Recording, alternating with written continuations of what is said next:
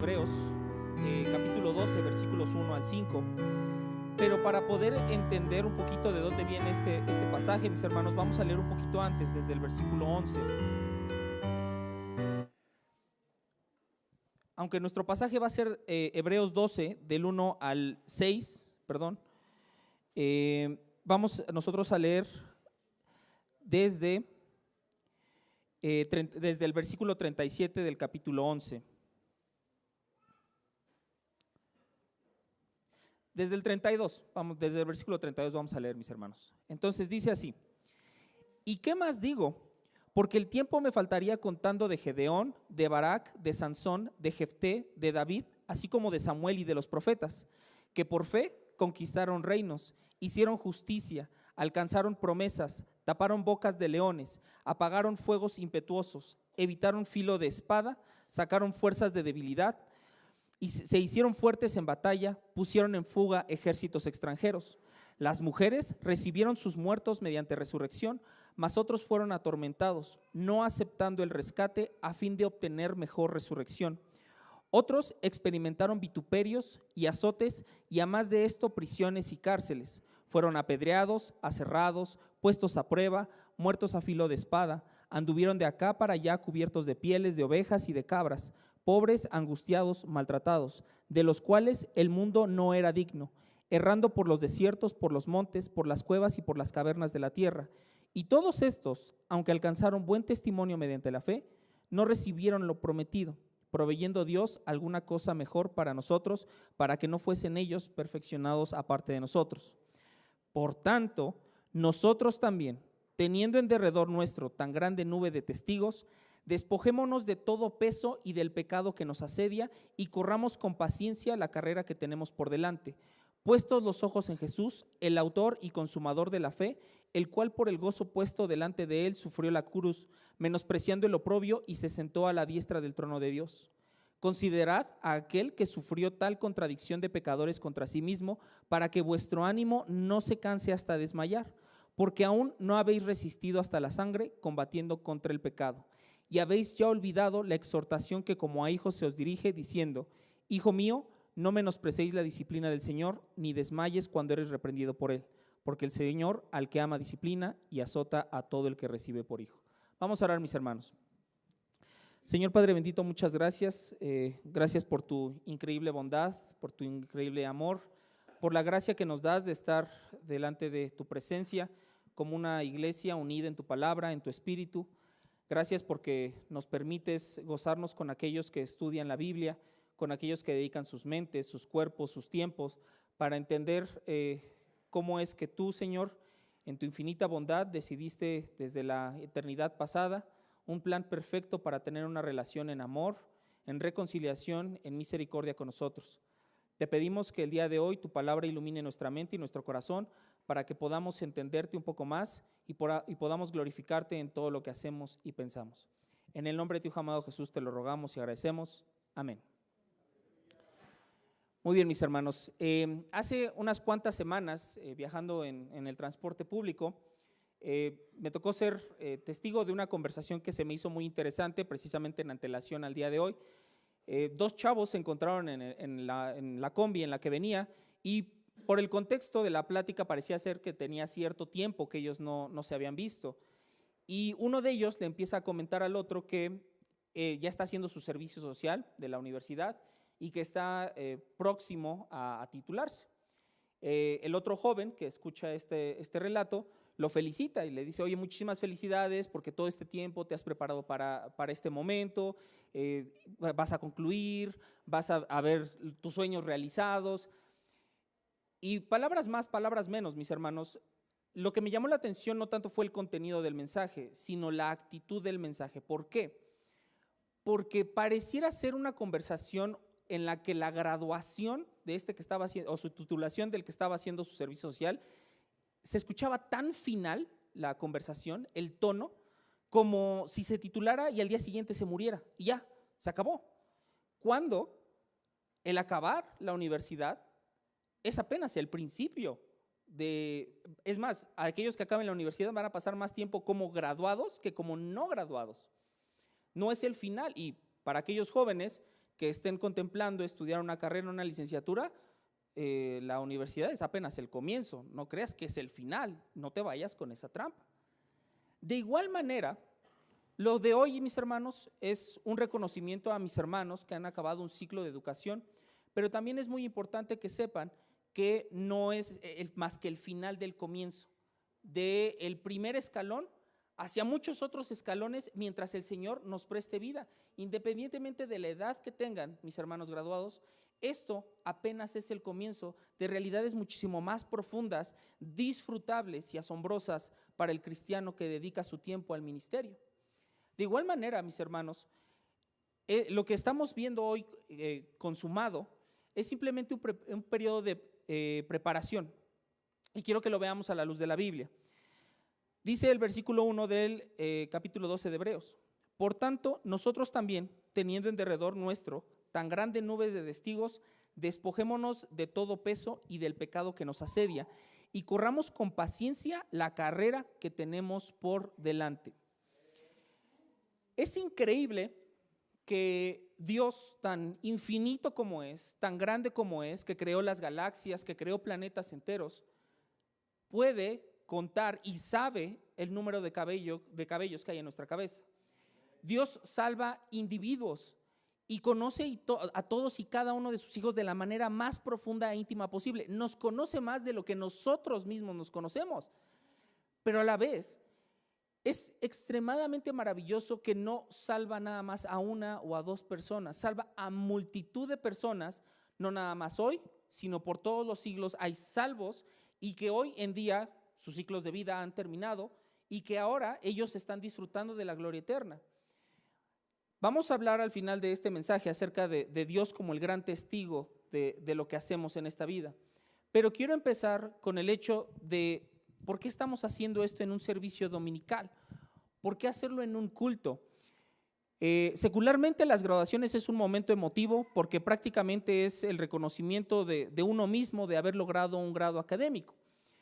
Y sí hay cierto reconocimiento, no quiero quitarle ese valor, pero en los cristianos cambia un poco. ¿Por qué? Mis hermanos graduados, hoy tienen ustedes el privilegio de no nada más graduarse y bíblicamente tenemos la prohibición de honrarnos a nosotros mismos, pero también el llamado a toda la iglesia es que honren a sus graduados, porque me parece que una aplicación legítima de este texto es que, mi hermano, lo que tú y yo hacemos no nada más está delante de Dios, sino está delante de otros que salvó Dios. Esto que estamos haciendo es para que la iglesia, porque los que están aquí sentados no vienen de alguna tierra extraña, de alguna congregación por ahí en otro estado. Hermano, salieron de ti, son parte de ustedes, son familia y se les debe de tener como tal y en alta estima, aunque la Biblia sea muy obvia en que no debemos darnos gloria a nosotros mismos. Mis hermanos van a entrar a una etapa bien particular en la que van a enfrentar el peligro de aquel que estudia la Biblia, porque aquel que estudia de manera concienzuda la Biblia, como lo han hecho ustedes, puede caer en el peligro de la arrogancia. Y si bien deben de estar advertidos contra eso, también la realidad, mis hermanos, que no se están graduando hoy, es que debe de haber honra para el que merece honra. Entonces, lo que hoy estamos celebrando es que delante de la iglesia, delante de otros creyentes, un grupo de hermanos que Dios puso en su corazón el prepararse de una manera más completa, ahora ellos pueden servir a la iglesia en excelencia. El cristiano, cuando se acerca a una congregación, debe de acercarse no para ver qué recibe, sino para ver qué entrega, qué da y cómo sirve. Pero a la vez, bíblicamente, es esperado que tú tengas expectativas de una congregación. Hay focos rojos, hay alarmas en las cuales tú tienes que salir corriendo de una congregación. Por lo tanto, tú vas a esperar de una congregación que su máxima autoridad sea la palabra, que se predique el evangelio. Si fuéramos una iglesia en la que dijéramos, no, nosotros no creemos en el bautizo, a pesar de que está bíblicamente mandado, ese es un foco rojo. Por lo tanto, tu expectativa es que quienes estén sirviendo en todas las áreas de la iglesia lo hagan en excelencia, en amor, pero sobre todo en verdad, basado en la Escritura. El día de hoy, la labor de tus pastores, la estructura que ellos hicieron es para también proveer a el rey ya viene de servidores que estén instruidos en la palabra. Ellos, a su vez, van a cargar con esta responsabilidad y con este deber, porque al menos ellos, nuestros 13 graduados, cuando estén delante de Dios, no van a poder poner el pretexto de, es que yo no sabía. Ya saben. Iglesia El Rey ya viene, tus egresados ya saben. Gloria a Dios por eso. Entonces, corramos con paciencia la carrera que tenemos por delante. Decía Charles Spurgeon que la vida del cristiano, cuando se convierte, no es otra cosa más que el primer espadazo en una guerra que se acaba hasta que nuestro corazón deja de latir y somos llevados a la gloria eterna. Es una lucha no eterna, es temporal. Mis estimados hermanos que están aquí adelante, la batalla ya empezó desde el momento en el que ustedes creyeron. No va a empezar apenas ahorita, ustedes ya llevan con esa lucha desde el momento en el que el Señor los salvó. Ahora que han tomado este libro con seriedad, con profundidad y lo han hecho suyo, la guerra solamente acrecenta y se hace más dura. Hermano, toma lo que dice este libro en tu corazón y obedécelo, y verás venir al enemigo en embastes como no tienes idea, y te va a bofetear por dentro, por fuera, por todos lados, dentro de tu casa, fuera de tu casa. Es tremendo, pero es una lucha que se debe de luchar. Corramos con paciencia la carrera que tenemos por delante.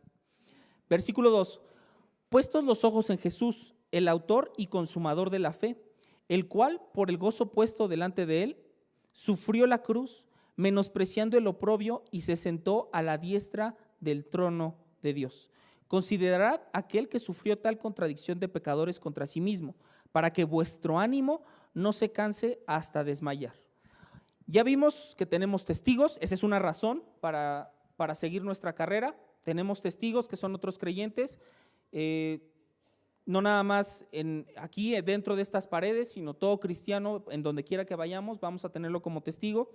Tenemos también como testigos, la Biblia no da más detalles, pero pareciera ser que parte del testimonio de aquellos hermanos que han partido en otras eras de la iglesia, también tienen un rol en esta parte y se van a gozar con nosotros cuando estemos con ellos en la gloria eterna.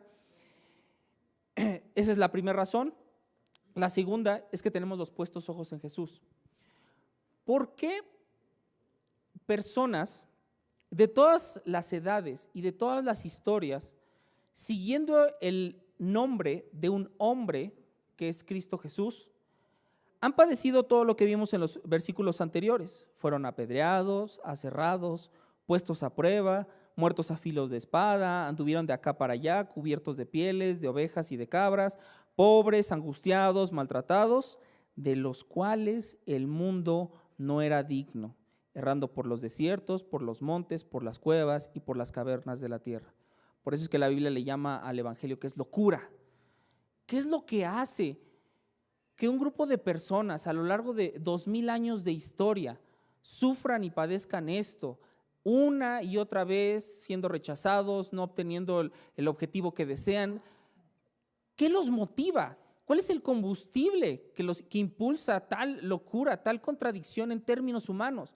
Los humanos normalmente tenemos la tendencia a perseguir y a sufrir por aquello que tiene una recompensa inmediata, un disfrute inmediato. Y realmente Dios promete eso para que lo sirve. Porque nuestra carrera, la meta a la que llegamos, es irónicamente, es el inicio, es el durante y es el final de la carrera, puestos los ojos en Jesús. Ahora, no nada más es un nombre, el autor y consumador de la fe, el cual por el gozo puesto delante de él sufrió la cruz, menospreciando el oprobio, y se sentó a la diestra del trono de Dios. Siendo el autor del universo, el creador, se hizo hombre, tomó naturaleza humana, estuvo y vivió entre su propia creación, entre aquellos que él diseñó a su imagen y semejanza, con las limitaciones propias de vivir en una de las provincias más odiadas del Imperio Romano. Llegó siendo más que rey, sino rey de reyes. no tuvo palacios ni riquezas, él cedió. Filipenses 2 habla acerca de esto, que hubo en él este vaciamiento de la honra que le tocaba. Y no nada más eso, no murió de anciano hasta el final de sus días, no, él voluntariamente se entregó a una muerte brutal, en la que sí hubo los romanos, los latigazos, la cruz, la sangre, pero al mismo tiempo no somos salvos por lo que los romanos le hicieron a Jesús, sino por lo que Dios el Padre le hizo a Jesús.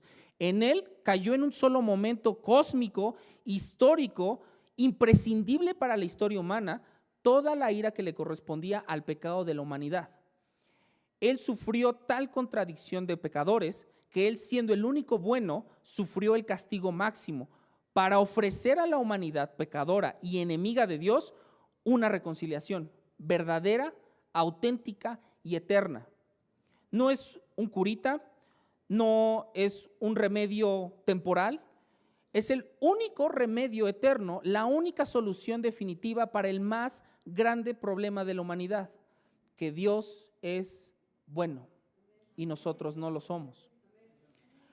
Por lo tanto, sabiendo en las páginas de este volumen que Cristo, en quien tenemos los ojos puestos, hizo todo esto, ¿cómo no va a ser digno y merecedor de entregar nuestro tiempo, nuestra mente, nuestras fuerzas para seguirlo?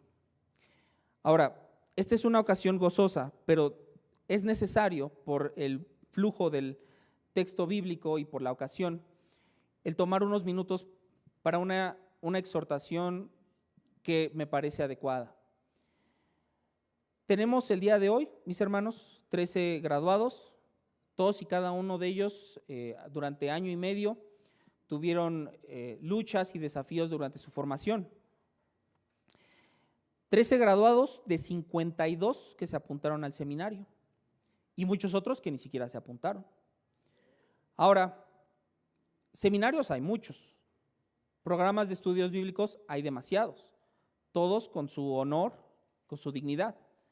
Debes de saber que el pastor y yo, cuando diseñamos este año y medio, lo diseñamos de una manera específica para poder quitar, en la medida de lo posible, la mayor cantidad de limitaciones humanas, porque somos humanos y tenemos limitaciones. Y yo les dije a los hermanos, hermano, si hoy quisieras y tu corazón anhelara pasar 24 horas orando, no puedes, tu cuerpo te lo va a limitar, necesitas comer, necesitas dormir. Pero al menos hicimos el intento conociendo el contexto de nuestros alumnos. Por lo tanto, hermanos, aquellos que entraron y que no concluyeron, o aquellos que ni siquiera entraron en su momento, podrá haber razones bíblicas por las cuales no concluiste o no te anotaste, pero estoy seguro que son los menos. No es tanto que no te hayas anotado o que no hayas terminado. Aquí la situación es ¿por qué? ¿Por qué no pasó esto? La edad. Tenemos graduados de todas las edades. La familia, tenemos graduados que son papás, mamás, hijos, hermanos. La salud, tenemos graduados saludables y no saludables. ¿Por qué? Para algunos, mis hermanos, pudiera ser un desliz, un pecado del cual hay que arrepentirse urgentemente, el no anhelar y no atesorar y no desear dedicar nuestra mente y nuestro tiempo a aprender del Señor. Pero para otros, sobre todo para aquellos que no hubo el anhelo de conocer a Dios, esto es alarmante, porque cuando somos salvados se nos da la figura de bebés espirituales. Hermano, ¿tú conoces un bebé que no llora porque no le han dado de comer? Si tú eres capaz de llamarte a ti mismo cristiano y no tener el anhelo de edificar tu mente y tu tiempo, entonces, hermano, la pregunta más fundamental es, ¿estás en la fe? Es necesario que cada uno de nosotros analicemos, no nada más los que están aquí enfrente, sino a todos, los graduados y los no graduados. Hermano, ¿eres conocido porque anhelas a Dios? ¿Porque lo deseas? ¿Porque es lo que fundamenta lo que hay en tu mente, en tu corazón? ¿O qué es lo que hay detrás? ¿Eres conocido por ser alguien que disfruta de Dios? Uno de los primeros consejos que recibí en el seminario, junto con nuestro pastor y que yo a la vez lo transmití en nuestras clases, es que la parte más difícil de estudiar de manera concienzuda la Biblia no es aprender de Dios, es desaprender aquello que creemos que sabemos de Dios.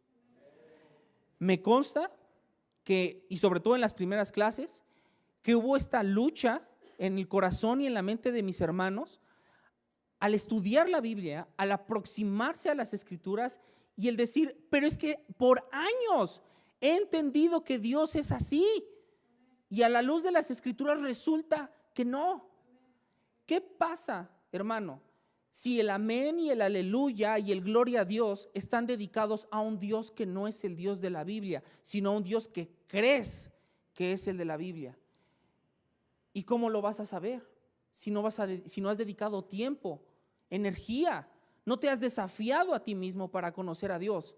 Qué peligroso llamarle Dios a algo que no es Dios.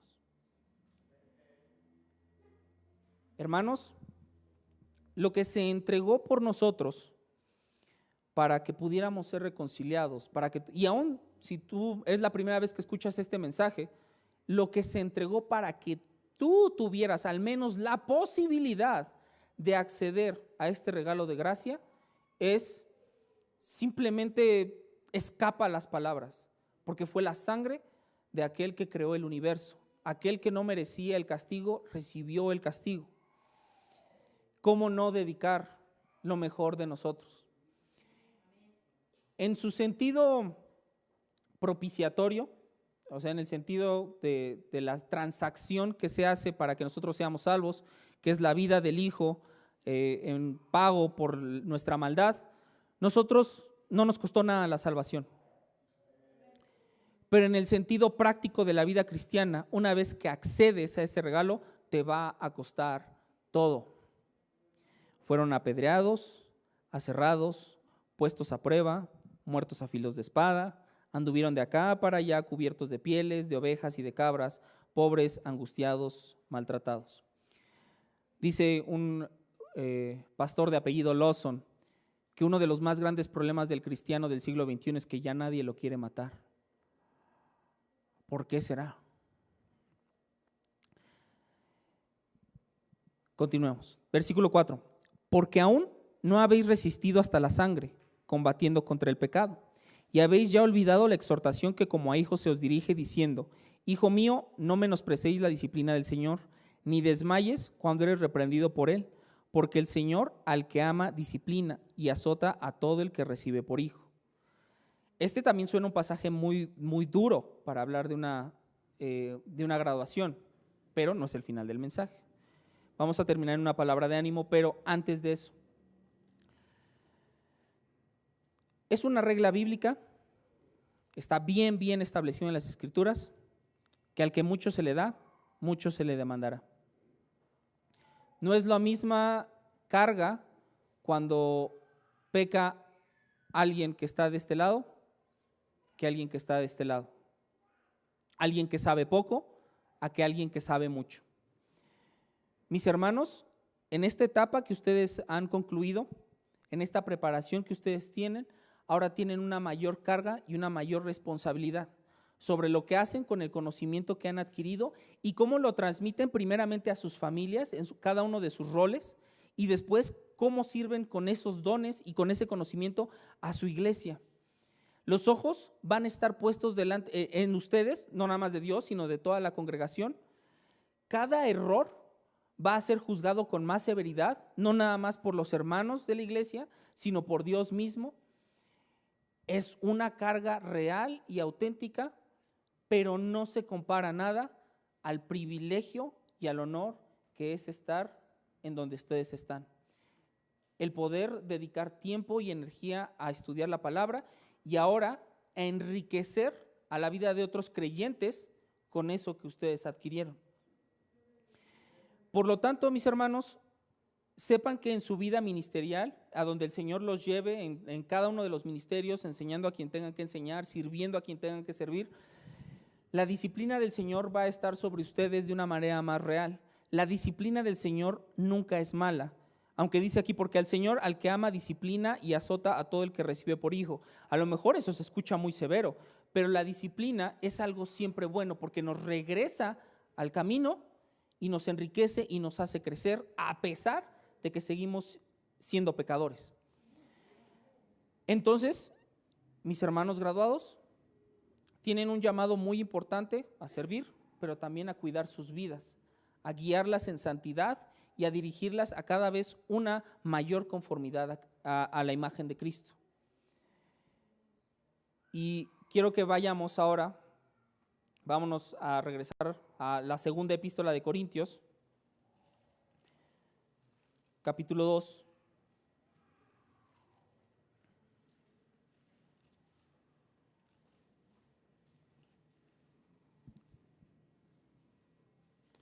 Y vamos a leer del versículo 14 al 17.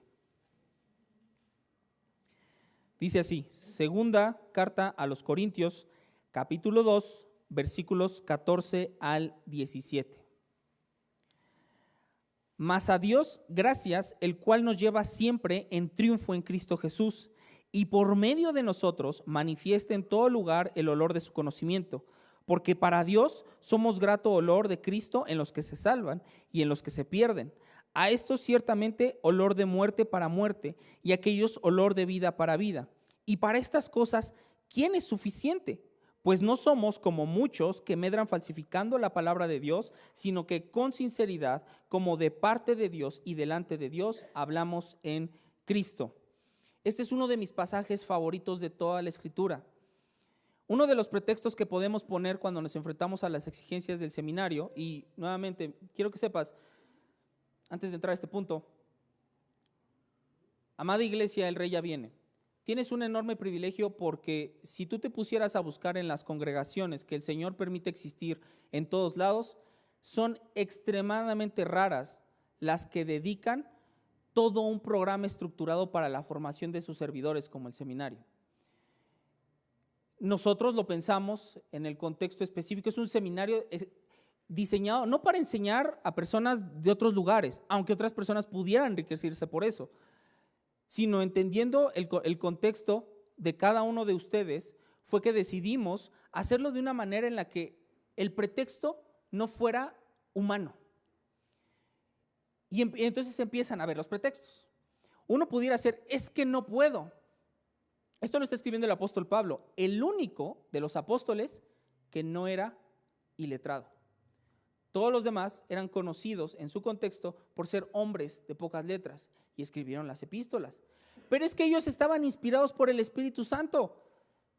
¿No es el mismo Espíritu por el cual nosotros vivimos, existimos y andamos y nos regocijamos en Cristo? Por lo tanto, ¿cuál es la limitación?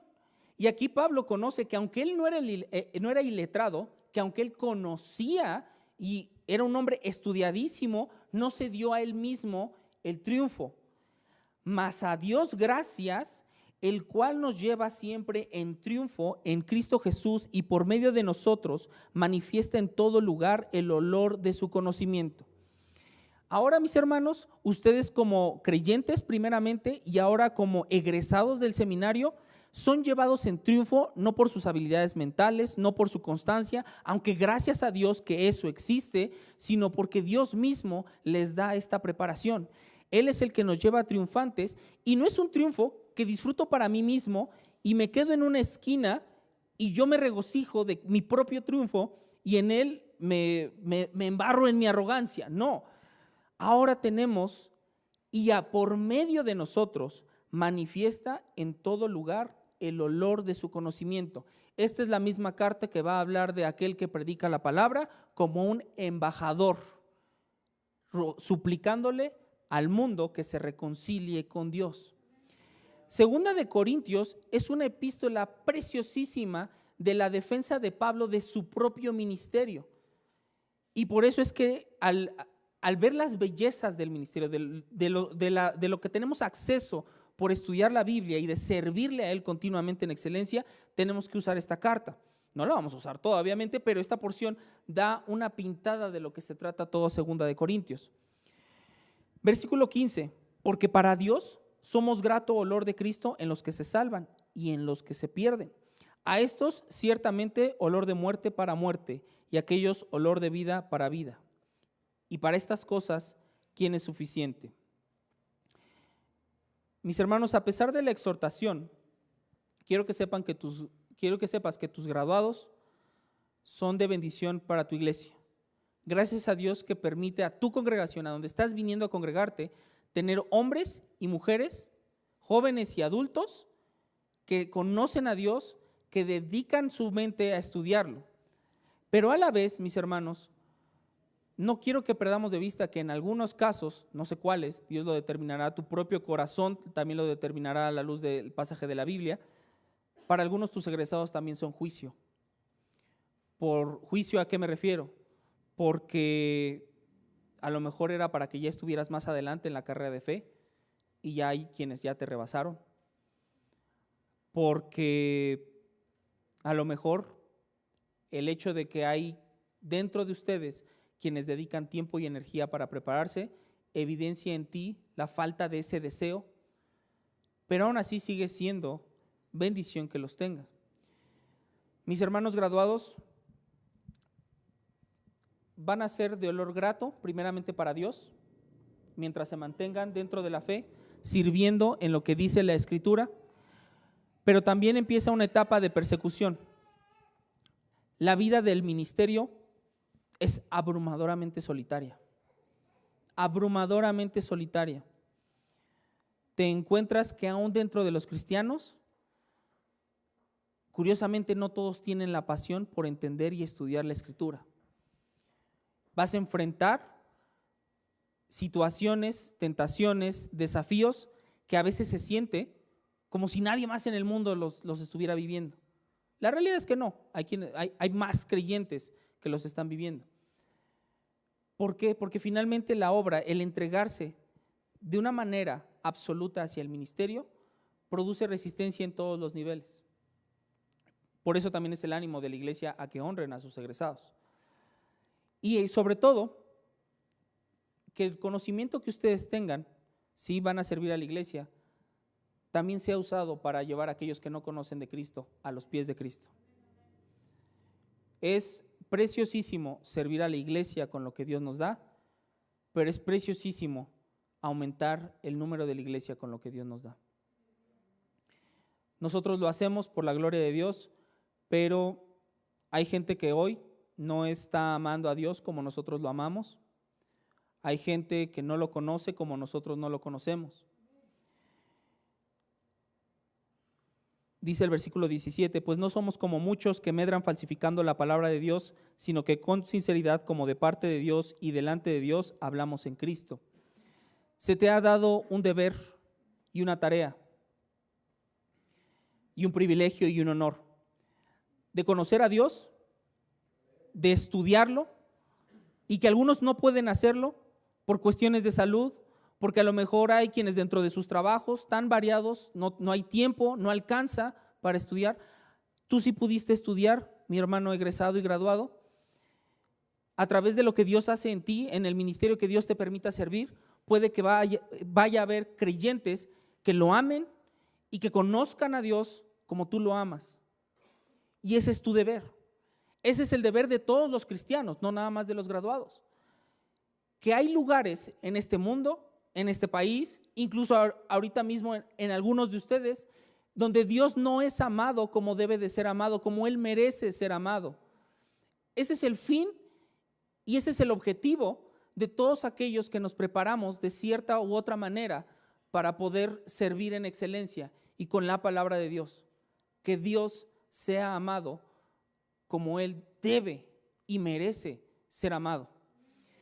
Todas las vidas humanas a lo largo de toda la historia, desde que fue creado el primer hombre en Génesis 1:1 hasta el último en la consumación de los tiempos, todas las vidas humanas han pasado delante de Dios y Dios las conoce en la manera más extensa y completa que se puede, porque Él es infinito en su sabiduría.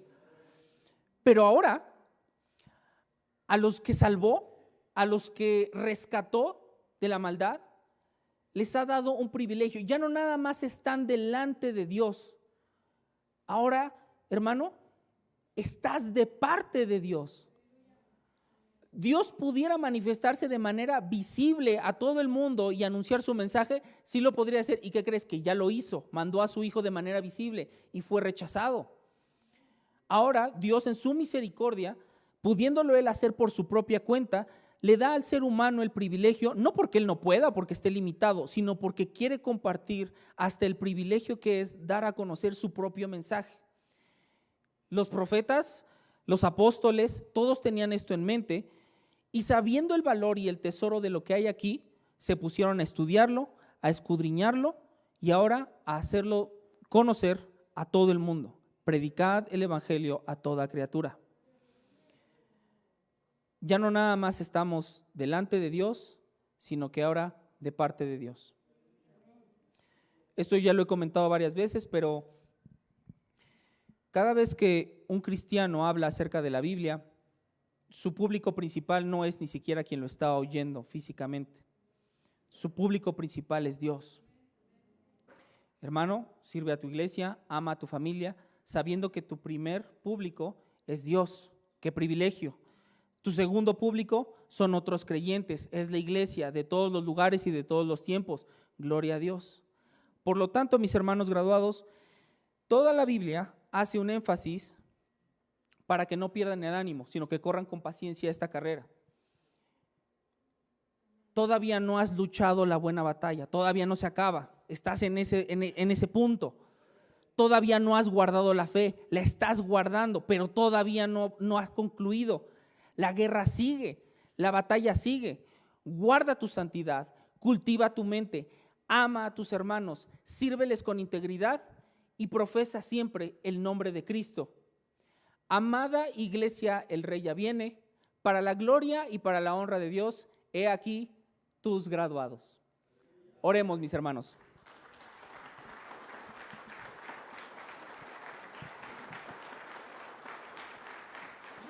Señor Padre bendito, muchas gracias porque nos das el privilegio de conocerte, nos das el privilegio de amarte y de saber que tú nos rescataste de toda tiniebla de nuestra maldad y que el castigo que merecíamos nosotros lo cargaste en tu Hijo.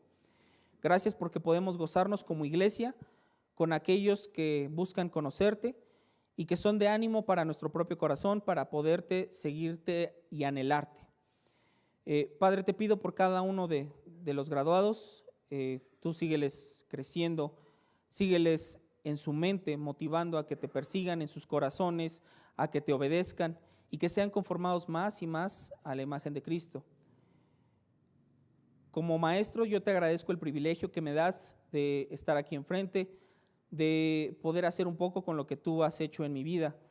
Gracias por el enorme privilegio que es de ser parte de tu iglesia, de ver crecer, no nada más a mí o a mi familia, sino a todos los hermanos, que no nada más es uno o dos los que reciben de tu espíritu, sino que es una multitud de personas que sigue siendo conformada y animada y prosperada a tu imagen. Que tu nombre siempre sea enaltecido en todo lo que haga tu iglesia y te pedimos a nosotros que nos ayudes a honrar a aquellos que merecen honra y ayúdanos a nosotros mismos a no honrarnos ni gloriarnos a nosotros mismos. En el nombre de tu Hijo amado Jesús te lo rogamos y a ti te damos la gloria por siempre y para siempre. Amén.